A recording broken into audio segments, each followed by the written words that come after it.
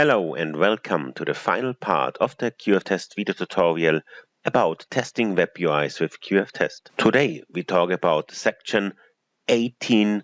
It's time to start your own application in the written form of the tutorial. As already mentioned in the first part of this tutorial, I would like to point out that this video tutorial deals with testing web UIs. We use testing web UIs in place of all supported UI technologies like Java and Windows because the concepts and usage of GUI tests are more or less the same. You can find explicit hints about the marginal differences in the written form of the tutorial. And today we talk about section 18. It's time to start your own application of the written form of the tutorial. And that would say almost everything.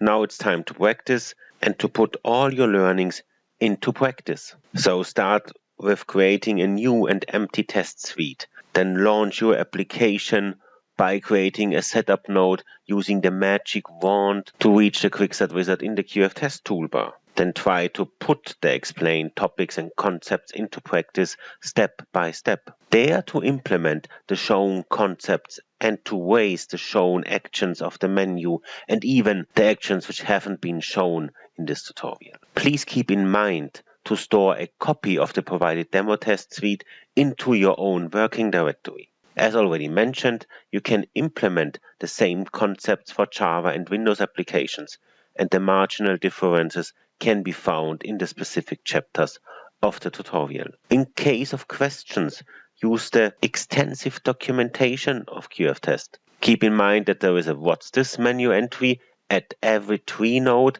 and at every attribute, which allows you to reach the GUI test manual at exactly that location what you have clicked at. You can also reach that manual and the tutorial from the help menu. And there are lots of videos about GUI test on the QFS webpage. QFS also offers various support and training capabilities like webinars or on-site trainings. Now take action and start creating your test automation project. I wish you a lot of fun and success in working with GUI test.